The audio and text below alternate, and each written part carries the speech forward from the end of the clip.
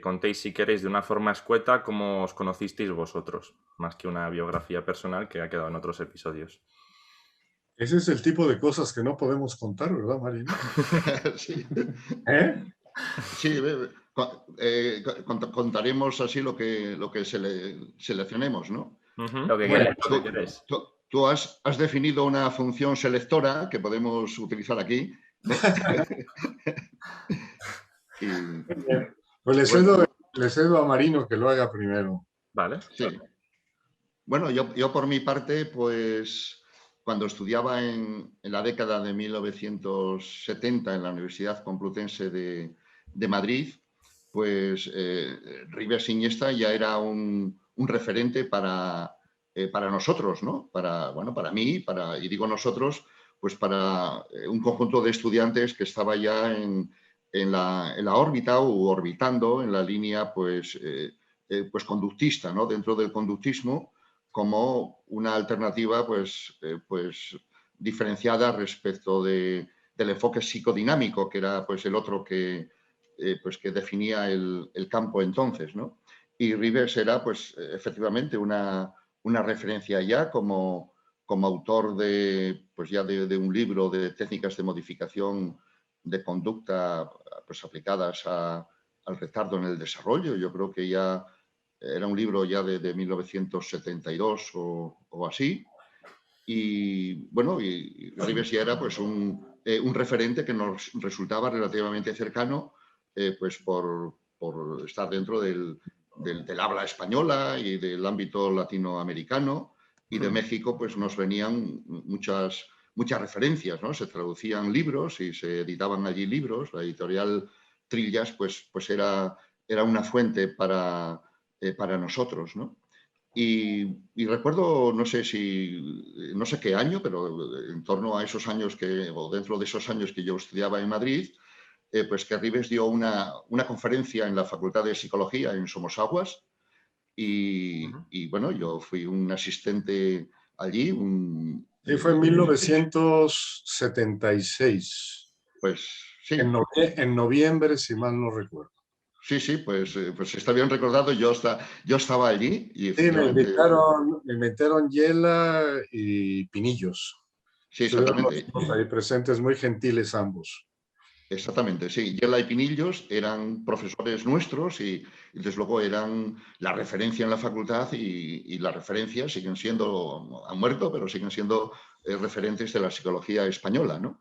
Y yo recuerdo de aquella conferencia pues con admiración, ¿no? Y, no sé, por recordar algo, pues yo creo que es la primera vez que oí una crítica a Skinner a propósito yo creo que de la conducta supersticiosa, ¿no? que tú analizabas y terminaste por decir que el supersticioso era Skinner, ¿no? más que las palomas que supuestamente tenían conducta supersticiosa, ¿no? También nos presentabas pues los programas de enseñanza pues, que había en México. Nos parecían, alguien preguntó pues que eso era impensable para España, ¿no? Por el costo que tenían. Y recuerdo que tú de una forma así, pues muy olímpica, dijiste que allí, que en México no había problemas de dinero, ¿no? Para llevar ese tipo de programas, ¿no? Y bueno, y a partir de ahí, pues naturalmente Ribes era una referencia para nosotros, por señalar algún hito más de mi encuentro, de mi relación con Ribes, pues recordaría pues la invitación que te hicimos a unas jornadas organizadas por estudiantes de psicología en Oviedo. Estaremos hablando de la década de 1980. Pues nada, como la figura estelar, ¿no? Para discutir a fondo cuestiones fundamentales de la psicología del aprendizaje. Era la época que estaba llegando el procesamiento de información y la invasión, la revolución que decían de la terapia cognitiva, del cognitivismo, del mentalismo en realidad. Y allí, pues tu presencia estaba, bueno, pues era una referencia, ¿no? Y estaba concebida también, pues, para para discutir, ¿no? Dentro del mismo ámbito con el profesor Juan Bautista Fuentes, ¿no? de la Universidad de Madrid, y que era pues becario o era profesor ya dentro del ámbito de José Luis Pinillos, ¿no? Recuerdo también otra jornada, digamos que en mi biografía la tengo también como mítica, que tuvimos en Barcelona, ¿no? Donde precisamente Juan Bautista Fuentes y tú erais el núcleo, vamos, erais quienes estabais allí, Eso fue en el 85. 85, pues. En casa de la abuela de Emi Roca.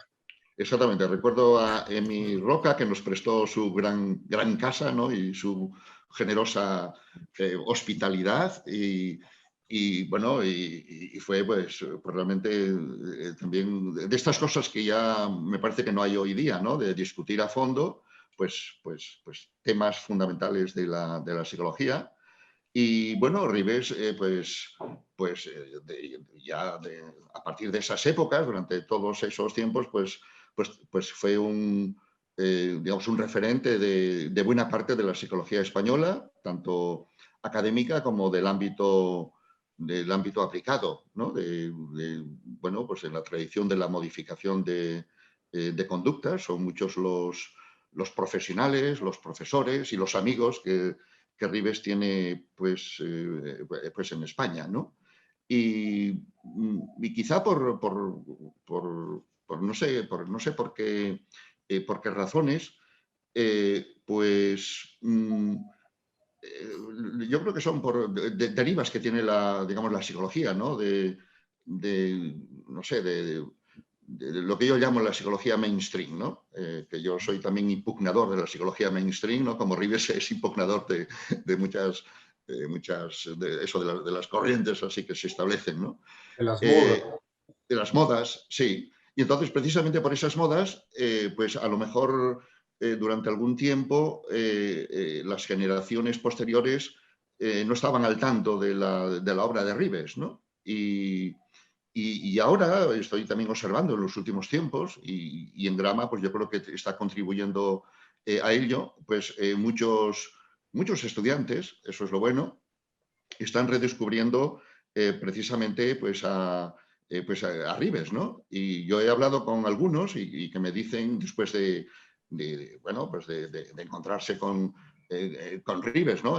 Gracias a estos medios, a estas conferencias, ¿no? Que ya nos dan servida pues su teoría, su enfoque, ¿no? Luego eso nunca excusa leer los libros, naturalmente, pero es una primera entrada, pues que lamentan y se preguntan cómo es que no se les habló en clase de Ribes, cómo no está en diversas asignaturas, ¿no? y demás, ¿no? Y quizá pues es un redescubrimiento que por mi parte pues no solo trataría de contribuir a él, sino que me alegra que ocurra, ¿no? Y habría que decir, para terminar esta primera presentación, que Ribes desde hace unos meses es académico de honor de la Academia de Psicología de España. De manera que es un honor pues, para la Academia y para la Psicología de España pues, el que sea pues, un académico, ¿no? Quizá la propia Academia de Psicología de España no está tan conocida o no es tan conocida todavía, y desde luego pues, quizá un tanto menos en el ámbito pues, no sé, escolar, ¿no? De los estudiantes y demás, ¿no? Y efectivamente, como ves, Emilio, pues he pasado por alto pues, de diversos aspectos. El bombardeo de Gaddafi fue. ¿Verdad? El bombardeo de Reagan a Gaddafi fue. Tuvimos hijos, pero bueno. Sí, de acuerdo. ¿Quieres añadir tú, Emilio, algo de cómo os conocisteis o alguna cuestión? Recuerdo de esa plática que di en la Complutense, porque de ahí me fui directo al aeropuerto a tomar el avión de regreso a México. Había estado yo aproximadamente 2 o 3 semanas en España, por segunda vez en mi vida después de mi trasterramiento o de mi exilio o como quieran llamarle ahora, ya nadie sabe cómo llamarle a las cosas, pero había vuelto por primera vez en el año 76, en julio, haciendo una escala en Barcelona rumbo al Congreso Internacional de Psicología en París. Regresé porque ya había muerto Franco, si no me hubiera regresado, obviamente. Llegué directamente de Londres a Barcelona y recuerdo mi impresión que a pesar de que había salido ya a los 2 años y medio de Barcelona, sabía dónde estaba todo. Es decir, me paré y dije, aquí está la catedral, aquí está la Sagrada Familia, ahí está el Tibidabo, ahí está todo. Y en esa ocasión me habían invitado un poco antes de salir los Raventós, los que hacen el Codorniu, y tenían un servicio de información para educación especial. Y me invitaron para dar un curso en noviembre en Barcelona, en el Colegio dels Sants Innocents, que tenía Climent. Y entonces ahí fue mi primera experiencia, vamos a decir, con la psicología española. Fue en Barcelona, luego me fui a dar una vuelta por Andalucía, porque mi padre siempre me dijo que catalanes y andaluces estamos hermanados de cierta manera. Y finalmente, regresando a París, me contactaron y me dijeron a Madrid, perdón, que si podía dar la conferencia. Fui con todo gusto. Pinillos y Yela realmente muy, muy gentiles. Y básicamente hablé sobre el plan de estudios de Iztacala, cómo estaba integrado modularmente, la posibilidad de hacer un plan que el contenido desde el punto de vista teórico y metodológico fuera conductista, que la práctica del programa fuera conductista y que los objetivos fueran definidos en términos conductuales también. O sea, la idea de hacer una consistencia entre lo que se hace, lo que se dice y lo que se enseña. Porque el gran problema usualmente en educación es que hablamos de una cosa y lo enseñamos de otra y finalmente no se aplica o se aplica de otra manera, no hay articulación. Y de eso les hablé en esa ocasión.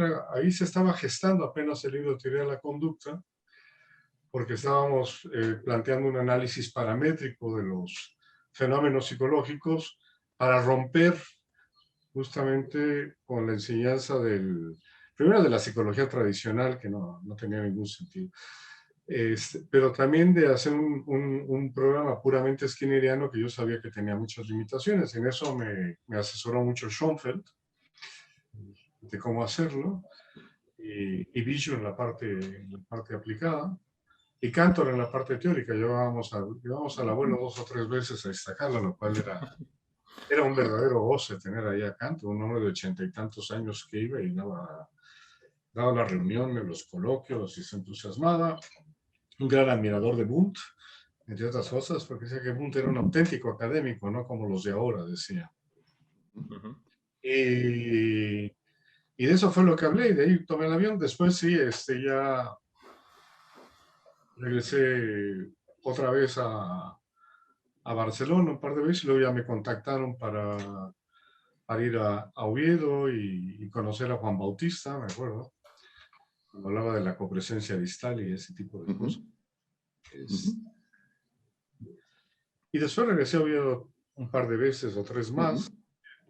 Siempre nos encontramos con Marino, fue un grato descubrimiento. Después nos volvimos a encontrar casi en todos los congresos que había. Y bueno, son de esas relaciones que se llaman viejas pero intermitentes, ¿no? Sí, está bien. Ese es que en el matrimonio ese es el secreto del amor. Es la garantía. Es intermitente. Estás todo el tiempo junto, acabas mal, ¿no? Entonces, ha sido así. Y yo creo que Marino ha sido testigo de cómo ha ido cambiando progresivamente. Y bueno, aquí estoy ahora. De hecho, puedo explicar por qué no estoy en el mainstream. Con la edad te vas volviendo escéptico y te desencantas de los psicólogos. Sí.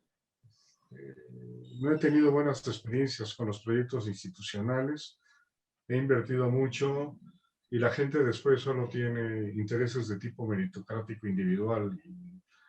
Y la ética académica no es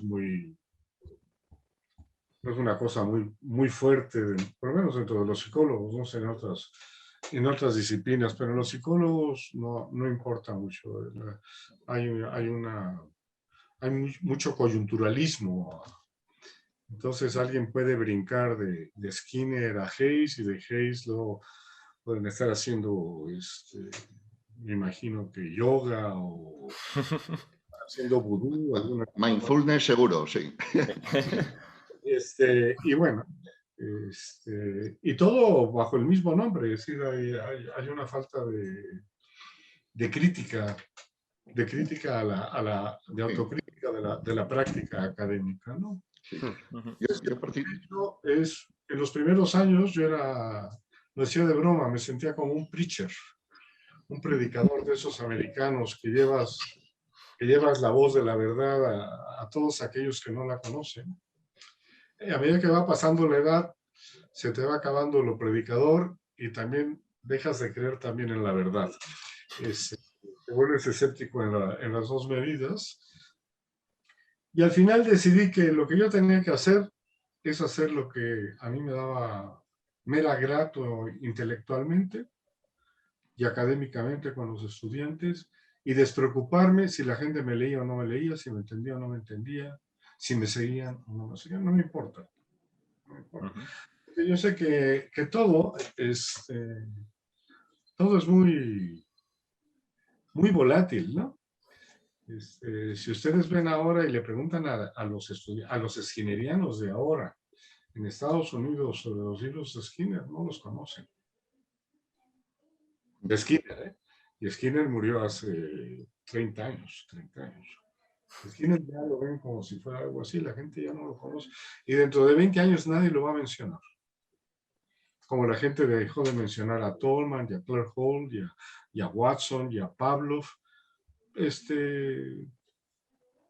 Las glorias humanas son, en el fondo, misterio, ¿no? Entonces no hay que preocuparse mucho por el afán de trascender, y en parte por eso simplemente no aparezco, y es que tampoco me interesa aparecer.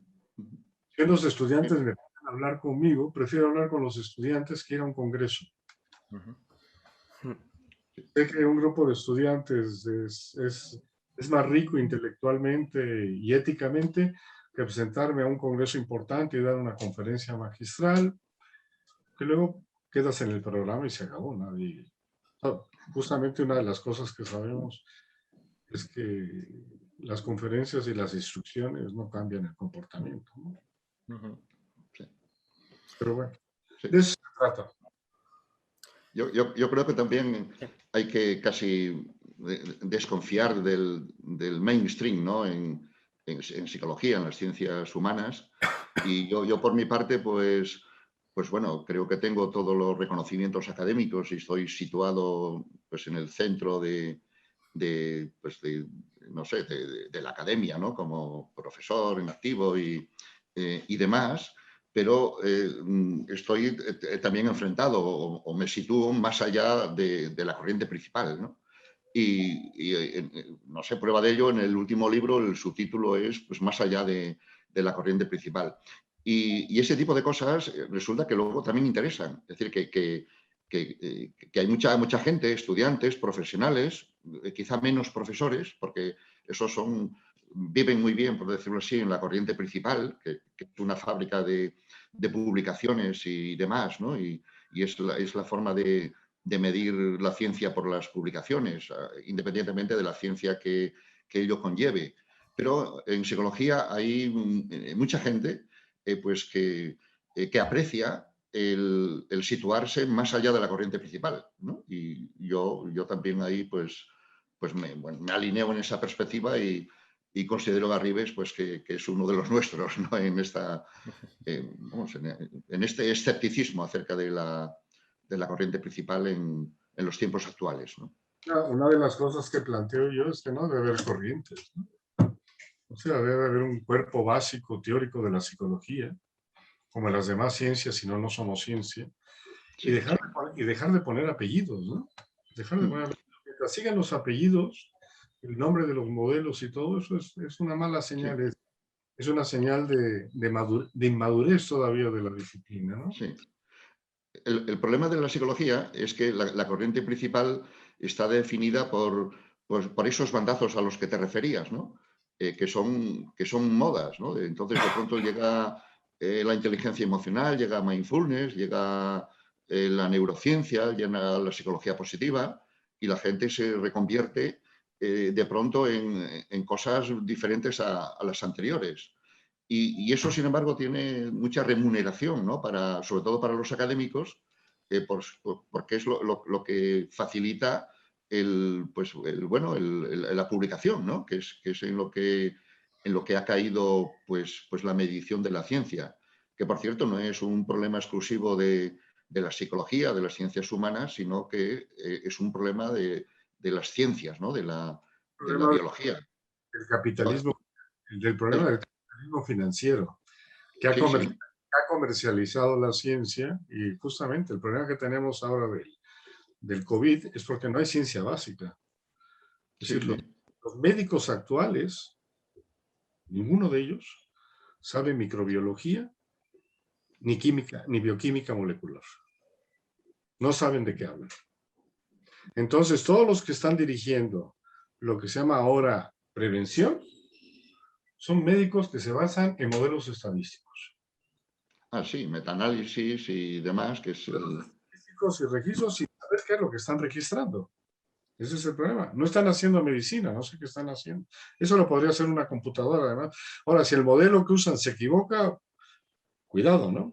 Y aquí los que estamos siendo los sujetos de prueba, de validación de las vacunas, somos la población entera, porque nunca lo hicieron. No son vacunas, y luego que no lo hicieron. Y esa es una señal en medicina y en biología básica y en muchas otras cosas, ¿no? Sí. Yo leí recientemente un librito de un biólogo italiano, ¿no? Cuyo libro se ha traducido, me parece que se llama La encrucijada de la ciencia, y plantea esto mismo, pero referido a las ciencias que podríamos pensar pues, que tendrían, digamos, un fundamento, una vertebración pues, mayor que las ciencias humanas, ¿no? Siempre más inestables y más complejas, ¿no? Y es un fenómeno, efectivamente, de la ciencia, ¿no? De cómo está, no sé, mediada por la producción en este sentido capitalista de la palabra, ¿no? Y demás, ¿no? Sí, la producción científica está controlada por editoriales, por grandes consorcios editoriales, que son los que te dan el valor de impacto y son los que determinan cuánto vale lo que tú publicas y si tú eres un científico importante o no, lo cual es totalmente absurdo.